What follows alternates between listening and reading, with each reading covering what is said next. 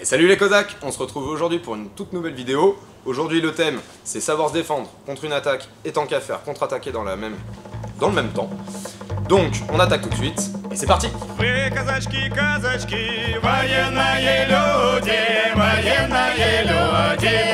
Le postulat de l'attaque aujourd'hui c'est en direct. Donc peu importe la main qui va arriver, lui il va arriver en direct. Ça peut être droite ou gauche, peu importe. Par contre on va appliquer une distance de travail qui ne va pas être celle-ci, parce que là il peut quasiment toucher sans avoir à bouger. Donc son objectif c'est d'avoir un pas de distance pour pouvoir venir me toucher. Et très important, quand il touche, il touche. Il m'envoie pas à l'hosto, mais il me touche. Il frappe pas à côté ou il s'arrête pas avant mon visage. Voilà. Ça sert à rien.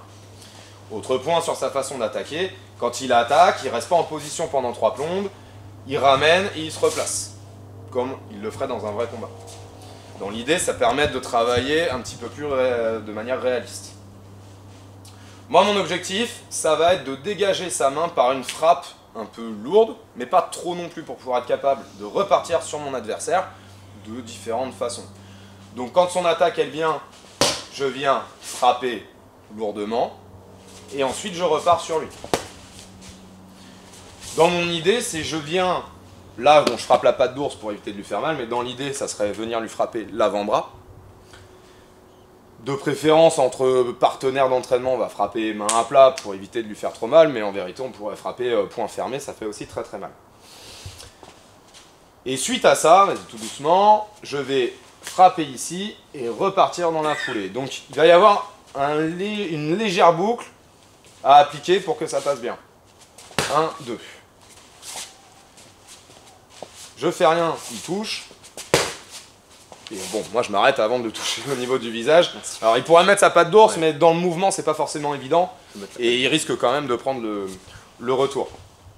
Donc ça c'est la première étape, tout doucement. On vient frapper, enrouler et repartir ici. Donc il y a deux façons de pouvoir refrapper après l'enroulé. C'est soit on part sur un espèce de direct, donc assez linéaire comme frappe. Soit on peut aussi chercher à travailler avec nos fameuses frappes slaves. Un point très important par contre se passe au niveau des pieds. Lui, il fait un pas pour venir m'attaquer. Et moi, je vais être obligé aussi de faire un pas pour l'attaquer. Mais si je fais mon pas après son attaque, au moment de ma riposte, je serai en retard. Donc, il va falloir que je prenne un léger risque. C'est-à-dire qu'il va falloir que quand il va attaquer, il va falloir que j'avance sur son coup pour être dans le timing et pouvoir toucher au moment de ma riposte.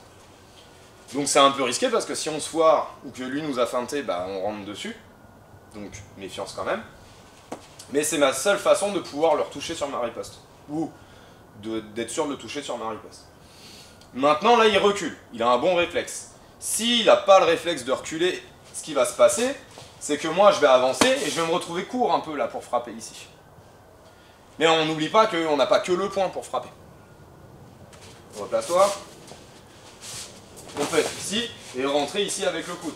Il l'a vu venir donc il s'est mis de profil et il a très bien fait. Parce que si on arrive à rentrer coude là au niveau des côtes hautes ou pire du sternum, ça fait un peu mal. Et là je vise là mais ça pourrait aller viser plus haut. Et tout comme pour la frappe avec le poing, mon coude, il peut avoir soit un mouvement direct, donc comme ce que je viens de faire ici, 1, 2, ou alors avoir un mouvement circulaire pour venir chercher là-haut. Et là pareil, si ma façon de donner le coup de coude vous semble un peu bizarre, c'est normal, c'est notre façon à nous de les mettre. Voilà, tout simplement. Moi ce que je vous recommande, c'est de travailler tout d'abord tranquillement, mais au rythme de votre partenaire, et puis d'augmenter un petit peu la cadence avec le temps. C'est tout pour cet exercice, très simple. J'espère que ça vous aura plu. N'hésitez pas à liker, partager et commenter sous la vidéo. Et je vous dis à bientôt les Cosaques. Paka paka.